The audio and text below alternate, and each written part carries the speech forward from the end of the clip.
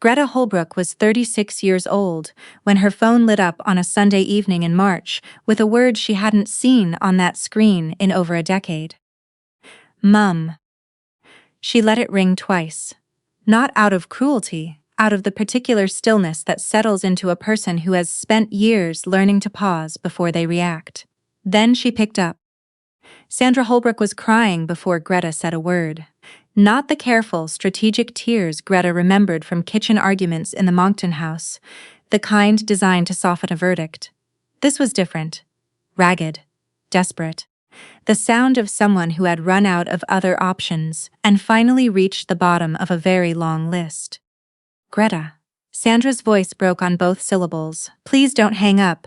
Ryan needs you. Finn needs you. You're the only one who can fix this. Greta said nothing for a moment. She stood in her kitchen in Halifax, one hand braced on the counter, and she felt something she hadn't expected, a laugh rising up through her chest. Not cruelty. Recognition. Because in 12 years of silence, the first sentence out of her mother's mouth was the exact sentence Sandra had always used on her. The same configuration of words, dressed in the same emergency, aimed at the same person. She swallowed the laugh and asked, evenly, what was going on. But none of that makes sense without the house she grew up in. None of it makes sense without the rule. And the rule was never spoken aloud. It didn't have to be. In that house, the rule was the weather. Greta grew up the older of two children in a split-level house in Moncton, New Brunswick, on a street that smelled like pine sap in summer and road salt in winter. Her brother Ryan was 4 years younger, and by the time Greta was old enough to understand the shape of their family, the shape was already fixed like concrete. Ryan came first. Ryan always came first. It was never announced. It was simply the structure of things. If Ryan wanted something Greta had, the fair solution was that Greta gave it up. If Ryan broke something, Greta had somehow contributed to the conditions that led to the breaking. If Greta and Ryan both needed something, and there was only enough for one, Sandra Holbrook had a sentence she used so often it stopped sounding like words. You're the sensible one, Greta. Ryan needs more from us right now. She heard it over her birthday money when she was 9, redirected to cover Ryan's hockey tournament fees, without discussion. She heard it over her bedroom when she was 12, the bigger room that Ryan decided he wanted for a recording studio. Their father Doug carrying her furniture down the hall, while she stood in the doorway with a box in her arms, waiting for someone to ask if she minded.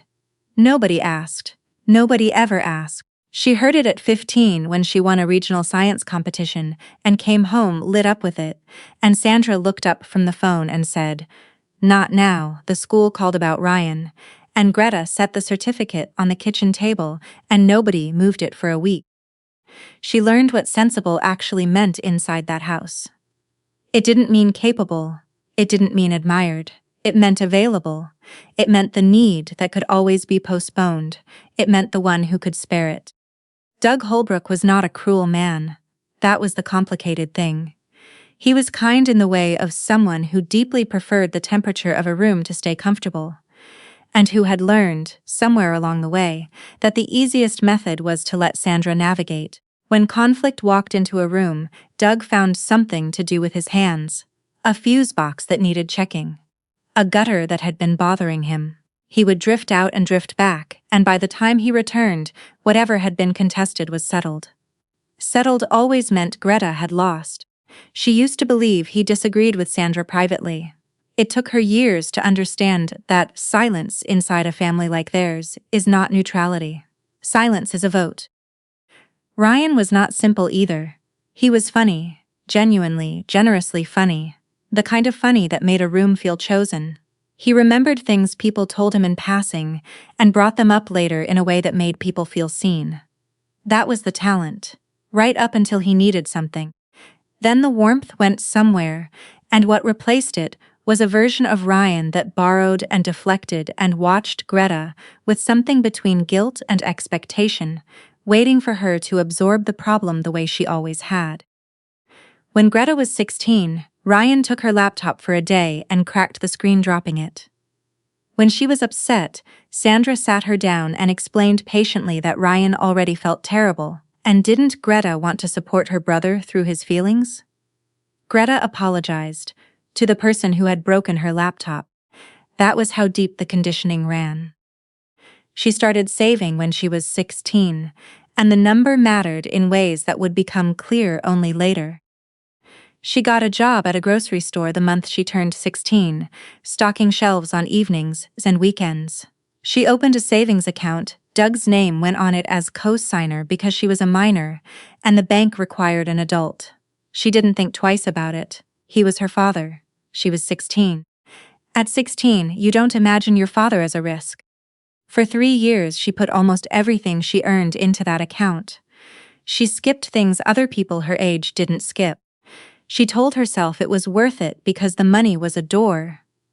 It was the occupational therapy program at Dalhousie in Halifax, the prerequisites she'd already mapped, the profession she'd looked up at 15, and decided, with the quiet certainty she'd learned to trust in herself, was what she was built for. By the fall she turned 22, that account held $10,200. She used to check the balance on her phone when things felt uncertain. $10,200. Every Saturday, every shift, every year. It was the most solid thing in her life. That same fall, Ryan fell. He was 22 himself, working a job he'd had for 8 months, and something went wrong. The details came in pieces. Greta caught the edges at the dinner table. The hushed calls Sandra made from the kitchen after midnight. Ryan was using. Had been, probably, for longer than anyone was saying. A private rehabilitation facility in Riverview had been recommended. The cost was significant. Sandra asked Greta to contribute. The way Sandra asked was not a question. It was a presentation of a conclusion already reached. She sat Greta down at the kitchen table on a Thursday evening and explained that family came first, that Ryan's life was at stake, those exact words, his life, and that the money Greta had saved was sitting there, and this was what family was for. Greta said no. She said it carefully and clearly. She had been saving for 3 years for a specific purpose, and she was not in a position to give it up. Sandra's face did something complicated. He might die, Greta. He could actually die. And you're sitting here talking about money. Greta said she understood Ryan needed help and hoped he got it. She said she was not going to hand over her savings to cover it. 2 days later, Sandra called her into the living room and told her, in the calm tone of someone delivering settled news, that they'd taken care of it. Already taken care of, past tense. Because Doug's name was on the account, and Doug had not needed her permission. $10,200. Gone before the conversation started. Greta asked how they could do that. She asked what she was supposed to do about school. Sandra looked at her the way she had looked at her for 22 years whenever Greta's needs became an inconvenience. Ryan needs this more than you need it right now. You can rebuild. He might not get another chance. She paused. If you're going to hold this over us, maybe this family isn't where you belong right now. Greta looked at Doug. He was standing near the hallway, one shoulder against the wall. For a moment his mouth opened. She waited. She gave him that second, that one full second. He looked at the carpet and found something urgent in the direction of the garage. Ryan was on the couch. He watched her cross to the stairs with the expression of someone watching a consequence they caused, but have decided not to claim. He didn't say sorry. He didn't say stay. He said quietly, as she passed him, "You'll be back. You always figure it out." She packed 2 bags that night and drove east on the Trans-Canada toward Halifax. 8 hours. She had enough for first month's rent, a tank of gas, and the particular clarity of a person who has just watched the floor beneath her turn out to belong to someone else. The years in Halifax were hard the way sustained hard things are, not dramatic, just unrelenting. She found a room in a shared apartment near the university, took on student loans for the OT program at Dahl, and worked mornings at a cafe and evenings wherever she could find shifts. There were nights she sat at the kitchen table, doing math that wouldn't balance, and thought about the number that used to anchor her, and let herself be furious for exactly as long as it took to fall asleep. Then she got up and went to work. The person who changed things was Agnes Lapointe. Agnes was a few years older, an occupational therapist, Greta's supervisor during her second clinical placement. Francophone, blunt in the way of someone who had stopped bothering to soften delivery, and almost impossible to fool. She noticed Greta was rationing meals before Greta had admitted it to anyone. One afternoon after a difficult patient session, Agnes asked without preamble whether she was eating regularly. Greta gave her the answer she gave everyone. She was fine. Agnes handed her a takeout menu. "I'm buying. And you can stop managing your face while I look at you." Greta didn't know how to accept that.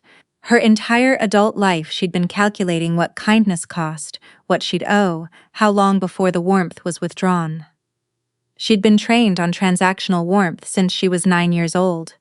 Agnes saw the hesitation and didn't address it, just ordered 2 plates and sat down. "You don't owe me anything," she said.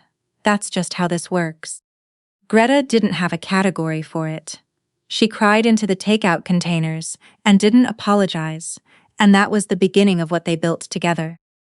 She earned her OT designation 4 years in. Took a position at a rehabilitation center in Halifax's North End, working with patients navigating the gap between who they'd been before an injury and who they were now. She got good at it, not because of talent alone, though she had that, because she had grown up in a house that required her to read what a person needed without being told, and in a clinical setting, that skill was worth more than almost anything. Ryan surfaced twice in those years. First time, a loan request by text, just to get through the month. He'd pay it back. He just needed to know she was still family. She sat with the phone for 40 minutes and typed the hardest sentence she'd sent. "I can't. I'm not in a position right now." Sandra called 20 minutes later. Same speech, different words. Greta let it go to voicemail.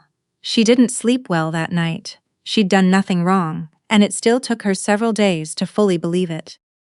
Second time, Ryan texted to say his girlfriend was pregnant. He seemed through the texts genuinely scared and genuinely trying. Greta sent a gift when Finn was born. No one acknowledged it. She found out through Facebook that Finn's mother left when Finn was 2. She started video calls with Finn when he was 3, because Ryan asked, and because she couldn't close the door on a 3-year-old who called her Auntie G and laughed at everything. Those calls became the one thread she didn't cut. She drove to Moncton twice when Ryan said he was overwhelmed and Finn needed someone steady. She did it, and resented it, and did it again. The only way to stay in Finn's life was to stay partially in Ryan's, and Ryan understood this with the unconscious ease of someone who had always been told his needs took precedence. Then Sandra called on a Sunday evening in March, and Greta let it ring twice and picked up. Sandra said Ryan was unwell, that he wasn't coping, that Finn needed someone steady, and Sandra and Doug were aging and it was becoming too much, and Greta was the only one, those exact words, who could help. And the laugh rose up through Greta's chest before she could stop it. She caught it, pressed her hand over her mouth, breathed through it. Not cruelty. Recognition. It was the sound a person makes when they finally see the full mechanism that has been running for decades, when the lever becomes visible, and they understand they were never the flaw in the machine. They were the fuel. She told Sandra she'd call back. She stood in her kitchen in the quiet for a long time. Then she called Agnes. Agnes listened without interrupting, and when Greta finished, there was a pause. "You know what you're going to do," Agnes said. "You're just working up to saying it out loud." Greta drove to Moncton the following Saturday. She was clear with herself before she started the car. She was going for a 6-year-old who kept a toy excavator on his nightstand and called her every 2 weeks to ask whether she still had the drawing he'd sent her in the mail. She still had it. It was on her refrigerator. She went to her parents' house because Ryan didn't really have a place anymore. That was the first thing she understood when she arrived. She pulled into the driveway, and Finn answered the door in sock feet, holding his toy excavator. And his whole face changed when he saw her standing there. Auntie G. He grabbed her sleeve. Are you staying this time? 6 years old, and he'd already learned to ask whether the safe person was going to disappear again. She crouched to his level, held the excavator he handed her, let him explain its mechanical properties at length. She was an occupational therapist who worked with people in recovery. She knew what she was looking at. She noticed the way his shoulders came down when she sat beside him. The dark circles. The way he kept touching the same spot on the carpet with his foot, a self-regulating loop. The shirt on inside out that no one had corrected. The hair that hadn't been brushed. Sandra moved through the house with the energy of someone managing a visit, steering Greta toward the living room, away from certain rooms and certain questions, away from the subject of where Ryan actually was. He's taking some space, Sandra said. He needs that right now. Greta nodded and kept her eyes open. On the kitchen counter, half hidden under a church fundraiser flyer, she saw the envelope from Finn's school. Second written notice regarding student well-being and attendance. The date was 6 weeks old. Second notice, not first, second. She picked it up and read it. Sandra appeared in the doorway. That's just administrative. The school tends to overreact. An hour later, the neighbor from next door, a woman named Mrs. Arsenault, who'd lived beside the Holbrooks for 20 years, came by with a casserole and didn't realize she was walking into anything. She saw Greta and gripped both her hands and said, "Oh, thank goodness. We've been worried sick about that little boy for months. I'm so glad somebody finally came." Months. Sandra took the casserole and guided Mrs. Arsenault gently toward the kitchen. Greta stood in the front hall and let the arithmetic finish itself. They hadn't called when it started. They'd called when it was becoming visible. Before the school notice, before what it unlocked, there's a question worth sitting with.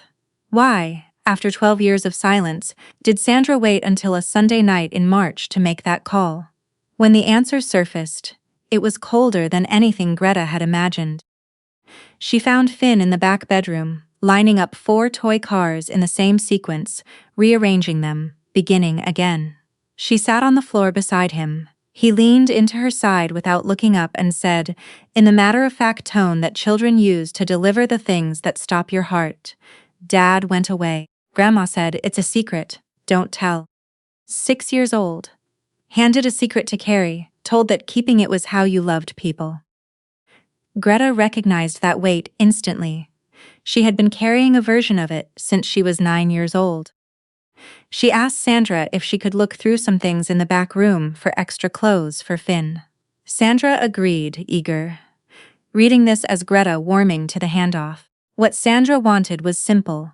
Take Finn quietly, no official involvement, handle it inside the family the way everything had always been handled inside the family, so that whatever was actually happening stayed contained. In the back room, moving through a box of Finn's stored things, Greta found a folder slid behind it.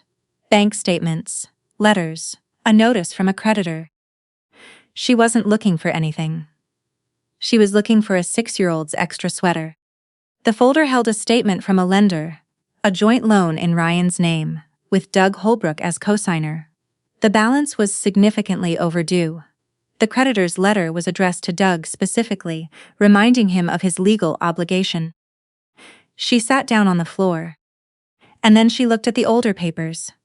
A banking record from 12 years back, dated the same October she had left, a deposit into Ryan's personal account, $4,200, and separately, a payment to the Riverview Rehabilitation Facility, $6,000. $10,200 divided in 2. She had been told, every dollar, to save his life. That had been the sentence her mother had used. He might actually die. 60% had gone to the facility, 40% had gone directly into Ryan's account, a quiet cushion, arranged by her parents using her money without telling her the full terms. She sat with it for a moment. Then she put the folder back, took Finn's sweater, and walked out. Child Protective Services already had a home visit, scheduled for the following Wednesday. Beverly Kim, the family's assigned worker, was a compact, unhurried woman who carried a folder and spoke less than you expected. She sat at the kitchen table with Sandra, Doug, and Greta, and asked questions with the practiced neutrality of someone who had heard many versions of many stories and was waiting for the detail that didn't hold. Sandra had a version prepared. Smooth and reasonable. Ryan was going through a difficult patch. Families rallied in hard times. Greta was here now. They would manage together. They always had. Doug sat with his hands around a mug and said nothing. Greta slid the school notice across the table. There was a first notice before this one. And the neighbor mentioned people on the street have been worried for months. So the timeline is longer than a difficult patch. Sandra's expression shifted. Then she tried the oldest move in her repertoire, the one that had worked on Greta for 2 decades. "You weren't here," she said, her voice taking on the weight of accumulated grievance. "You left this family, Greta. 12 years ago you walked out, and now you sit at this table and judge us." Beverly Kim's pen didn't move. She waited. Greta let the sentence land without defending herself. Defending herself was the trap. It moved the room away from Finn and back onto terrain where Sandra always had the advantage. "You're right that I wasn't here," Greta said. "Let's talk about why." She didn't take out the bank statement. She didn't need to wave it around. She just said the shape of it plainly, for the room. 12 years ago, her savings had been withdrawn without her consent, and she had been told she was selfish for minding, and told to go. So she had gone. And now she was being called back to be the solution to a situation that had been building for months without anyone calling anyone. Last time, it had been her future that paid. This time, it was a 6-year-old's stability. Beverly Kim asked the question that ended everything else. She looked around the table, unhurried, and asked who in this household could provide a stable, documented, safe home for Finn. Today, not in theory, today. Sandra opened her mouth. Doug stood up. He stood the way a person stands who has been sitting too long inside something wrong and has finally decided at some cost to himself to stop. His hands shook slightly. He looked at Greta, not at the table, not at Sandra, at Greta, and he said, "There's something that needs to be said." Sandra said his name, 1 syllable, a warning. He kept going. 12 years ago we took your savings," he said. His voice was steady and barely. "We told you it was for Ryan. We told you every dollar went to the facility," he swallowed. "It didn't all go to the facility. We gave Ryan a portion separately, a cushion, we called it. And we told you that you were selfish for minding, and I stood in a hallway while my wife told my daughter to leave, and I did not say one word." He looked at his hands. "I've been finding other things to do with my hands for 12 years. I'm done doing that." The room was very quiet.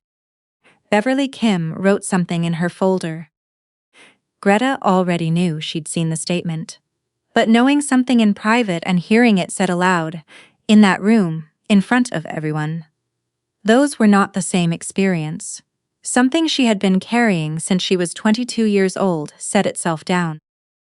She understood finally what "you're the sensible one" had always meant. It was never a description, it was a permission slip.